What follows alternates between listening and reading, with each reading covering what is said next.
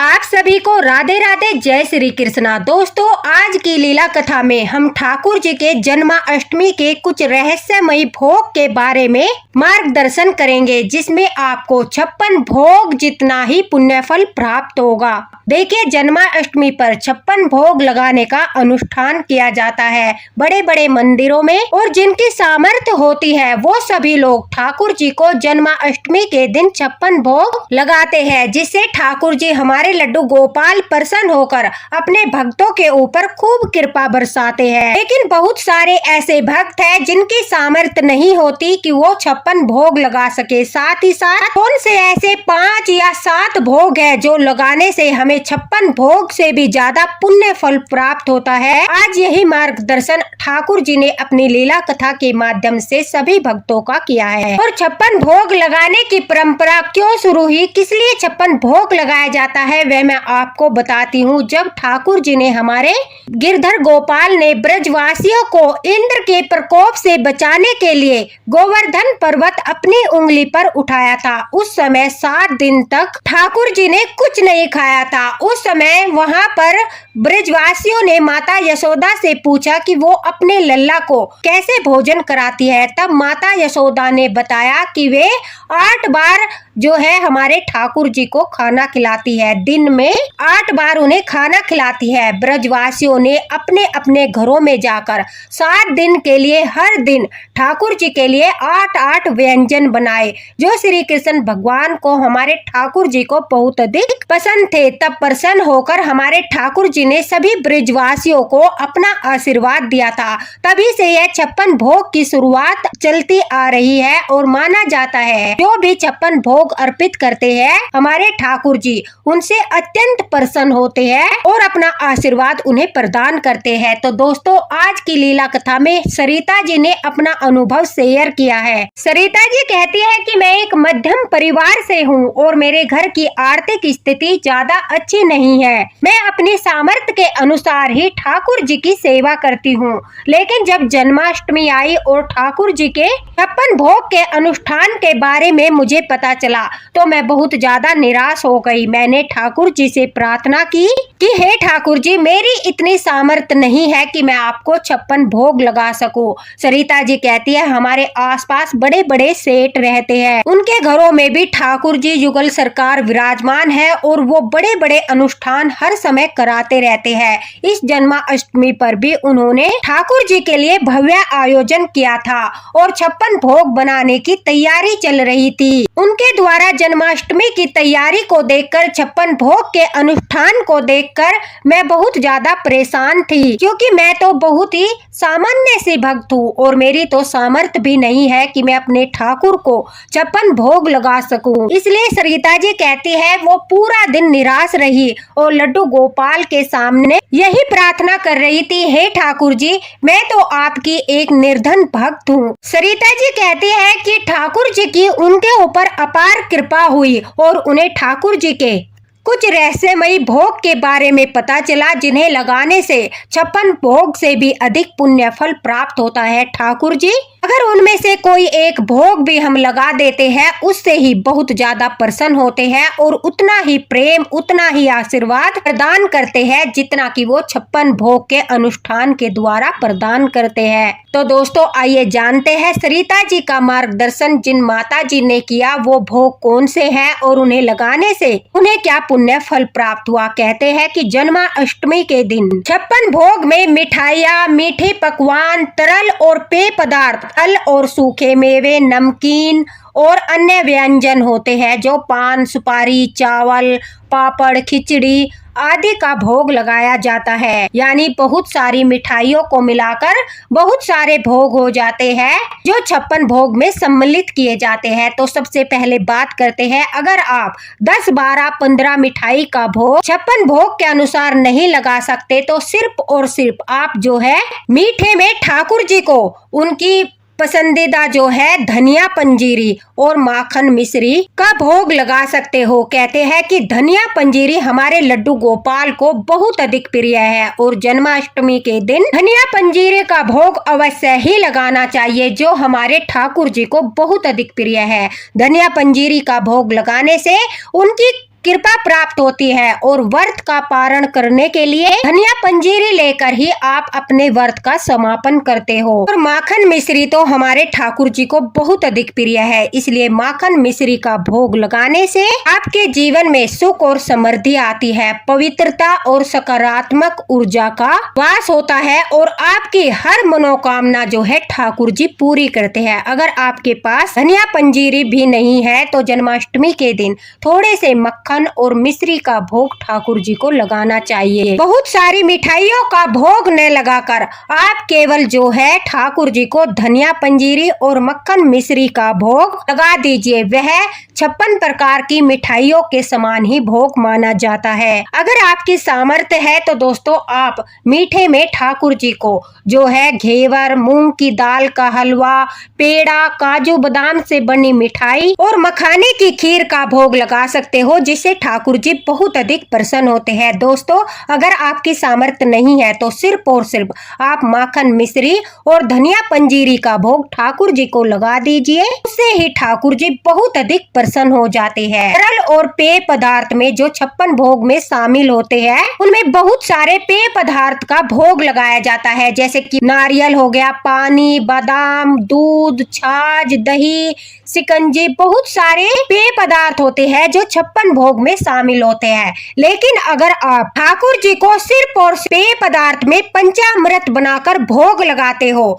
तो वह 56 भोग के समान ही माना जाता है, उससे ठाकुर जी प्रसन्न हो जाते हैं। 1 कप दूध में थोड़ी सी दही मिलाकर 1 चम्मच घी, 1 चम्मच शहद और तुलसी दल डालकर, अगर पंचमेवा है तो मखाने डाल लीजिए, अगर नहीं है तो कोई दिक्कत की बात नहीं है। आप सिर्फ जो है दूध, दही, शहद, घी डालकर और तुलसी दल डालकर उसे मिलाकर ठाकुर जी का पंचामृत बनाकर भोग लगा दीजिए। यह पेय पदार्थों में 56 भोग के बराबर माना जाता है, इसलिए ठाकुर जी को आप अगर पंचामृत का भोग लगाते हो तो ठाकुर जी आपकी सारी मनोकामना पूरी करते हैं। 56 भोग में फल और सूखे मेवे का भोग लगाया जाता है। दोस्तों फलों में आपको अगर आपकी सामर्थ्य बहुत सारे फल लाकर भोग लगाने की नहीं है तो सिर्फ और सिर्फ आप केले का भोग लगा दीजिए। ठाकुर जी को केला बहुत अधिक प्रिय है और जन्माष्टमी के दिन अगर आप केले का और खीरे का भोग लगाते हो, जिससे हम ठाकुर जी को जन्म भी कराते हैं,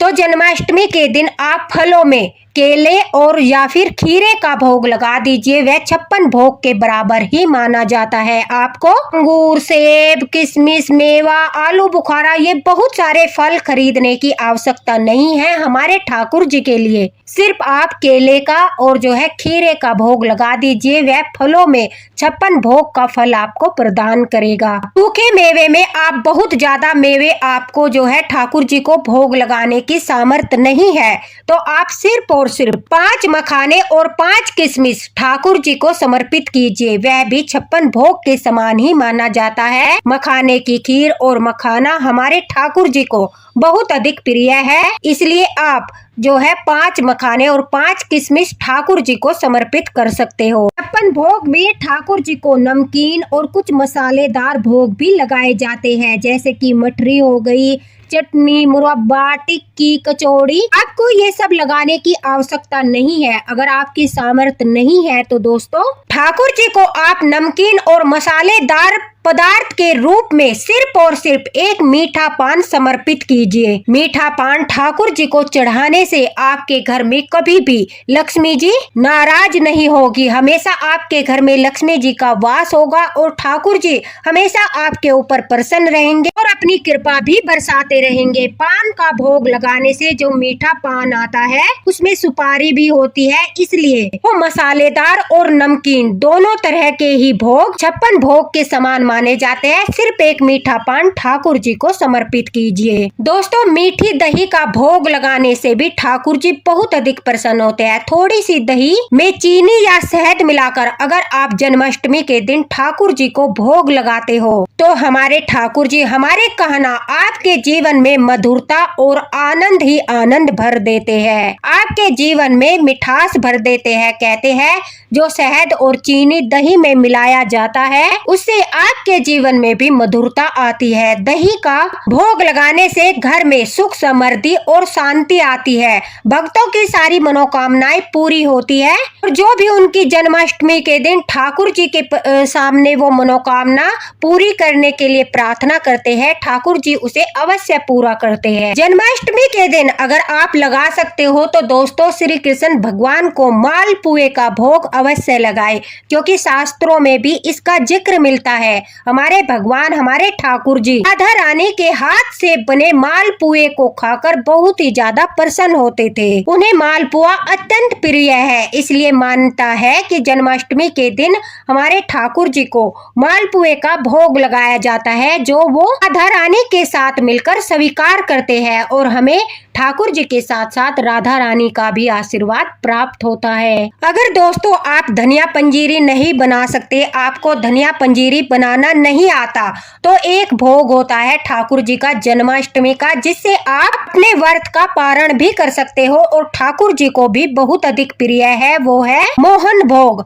जन्माष्टमी पर हमारे ठाकुर जी को मोहन भोग लगाया जाता है। जो गेहूं का आटा होता है उसे भूनकर उसमें गाय का थोड़ा सा घी मिलाकर, पंचमेवा मिलाकर और उसमें जो है मीठा मिलाकर, चीनी या बूरा या फिर शक्कर जो भी आपके पास हो उसे मिलाकर जो है ठाकुर जी के लिए मोहन भोग बनाया जाता है और उस मोहन भोग को पंचा अमृत के साथ ठाकुर जी को लड्डू गोपाल को भोग लगाया जाता है। फिर अपना व्रत पूर्ण करने के पश्चात उसी प्रसाद से हम अपने व्रत का पारण करते हैं। इसलिए आपको जन्माष्टमी पर व्रत का पारण करने के लिए या तो धनिया पंजीरी या मोहन भोग अवश्य ही बनाना है, जिससे ठाकुर जी बहुत अधिक प्रसन्न होते हैं। तो ये हमारे ठाकुर जी के प्रिय भोग थे, जो हमें 56 भोग से भी अधिक पुण्य फल प्राप्त कराते हैं। धनिया की पंजीरी, मोहन भोग जो आटे से बनता है, साथ ही साथ पंचामृत, माखन मिश्री का भोग, मीठी दही का भोग, मालपुए का भोग, फलों में खीरे और केले का भोग। अगर आप सिर्फ यह भोग भी थोड़े थोड़े करके ठाकुर जी अपनी सामर्थ्य के अनुसार लगा देते हो तो आपको पूरे 56 भोग के अनुष्ठान के बराबर फल मिलता है। अब सरिता जी कहती है, पहले तो उन्हें विश्वास नहीं हुआ। दोस्तों सरिता जी ने अपना अनुभव शेयर करते हुए कहा कि पहले तो उन्हें विश्वास ही नहीं हुआ कि वो भी ठाकुर जी को यह सब प्रिय भोग लगाकर 56 भोग अनुष्ठान का फल प्राप्त कर सकती है। फिर उन्होंने अपनी सामर्थ्य के अनुसार ठाकुर जी से क्षमा याचना करते हुए और पूरे भाव के साथ, प्रेम के साथ, देखिए जो भी भोग लगाओ पूरे प्रेम और भाव से लगाना चाहिए, भाव के साथ उन्होंने ठाकुर जी को रात को जन्म कराने के पश्चात, स्नान कराने के पश्चात जो है यह उनके प्रिय भोग लगाए, जिन्हें भोग लगाने के पश्चात ठाकुर जी के सामने उन्होंने अपनी मनोकामना पूर्ति के लिए प्रार्थना की। सरिता जी कहती है कि उन्होंने धनिया पंजीरी बनाकर उससे ही अपने व्रत का पारण किया। ठाकुर जी को सभी प्रिय भोग लगाकर पूजा आरती करने के पश्चात उन्होंने अपने जन्माष्टमी व्रत का पारण किया और ठाकुर जी के सामने अपनी मनोकामना उनके चरणों में शीश रखकर बोली कि हे ठाकुर जी, अगर आप मेरी सेवा से प्रसन्न हो, अगर आप मुझ गरीब पर अपनी दृष्टि डाल रहे हो तो मेरी यह मनोकामना पूरी कर दीजिए। तो दोस्तों सरिता जी कहती है कि आप लोगों को विश्वास नहीं होगा जब हमारे लल्ला की, हमारे ठाकुर जी की जन्माष्टमी के 6 दिन के बाद छठी मनाई जाती है। छठी आने तक उनकी मनोकामना पूरी हो गई। ठाकुर जी उनके भोग से इतने प्रसन्न हुए कि उनकी मनोकामना इतनी जल्दी पूरी हो गई। सरिता जी कहती है उनके मन में जो भी मुराद थी, जो भी उन्हें ठाकुर जी से प्रार्थना की, ठाकुर जी ने प्रसन्न होकर उन्हें आशीर्वाद दिया और उनकी मनोकामना पूरी हो गई। हमारे ठाकुर जी बहुत ही कृपा निधान है। हम भाव से उन्हें अगर थोड़े भी भोग लगाते हैं तो वो हमें जन्माष्टमी पर प्रसन्न होकर 56 प्रकार के भोग का जो अनुष्ठान होता है उसके समान ही फल प्रदान करते हैं। इसलिए आपको घबराने की आवश्यकता नहीं है। अगर आप 56 भोग अनुष्ठान नहीं कर सकते तो ठाकुर जी को सिर्फ और सिर्फ उनके यह प्रिय भोग लगा दीजिए। आपको ज्यादा खर्चा करने की आवश्यकता नहीं है, ज्यादा मिठाइयाँ बनाने की आवश्यकता नहीं है और न ही चिंता करने की आवश्यकता है। आपको सिर्फ और सिर्फ ठाकुर जी के यह प्रिय रहस्यमयी भोग, जिनके बारे में बहुत कम भक्तों को पता है, वो यही सोचते हैं कि हम 56 भोग नहीं लगा सकते, ठाकुर जी हमसे प्रसन्न नहीं होंगे, तो उन सब लोगों का मार्गदर्शन स्वयं ठाकुर जी ने जन्माष्टमी से पहले कर दिया है कि आप उनके यह पसंदीदा भोग लगाकर भी ठाकुर जी को प्रसन्न कर सकते हो, उनका आशीर्वाद प्राप्त कर सकते हो और लड्डू गोपाल के प्रिय भोग लगाने के पश्चात देखना आपको भी आनंद की अनुभूति होगी। आपके लड्डू गोपाल भी प्रसन्न होकर आपका भोग स्वीकार करेंगे। कहते हैं जब हम ठाकुर जी को उनके यह पसंदीदा भोग जन्माष्टमी के दिन लगाते हैं तो वह स्वयं आकर हमारे भोग को